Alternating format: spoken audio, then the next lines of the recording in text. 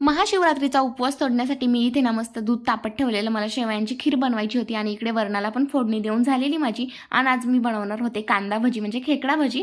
तर इथे त्यासाठी कांदा कट करून ठेवलेला, इथे पीठ पण मळून ठेवलेलं साईडला. आणि ना मस्त ना जास्त असं लसूण टाकून मेथीची भाजी बनवलेली, खूप छान लागते मेथीची भाजी. आणि खाली भात बनवून ठेवलेला. तर माझी सगळं तयारी करून झालेली, आता फक्त भजीच बनवायचे होते. त्यानंतर इथे खीर पण मी बनवून घेतली आणि ना लास्टला भजी बनवून घेतले. तर भजी एक नंबर झालेले. त्यानंतर मग देवाला नैवेद्य दाखवला आणि त्यानंतर आम्ही उपवास सोडायला बसलो. इथे शेवयांची खीर बघू शकता, मस्त तूप टाकलेलं त्यामध्ये, खूप छान लागते. इथे नैवेद्य भरून झालेला, नैवेद्य ठेवून दिला देवाला. आणि आज असं जेवणामध्ये एवढे सारे पदार्थ होते. तर तुम्ही महाशिवरात्रीचा उपवास सोडण्यासाठी काय बनवलेलं मला नक्की सांगा.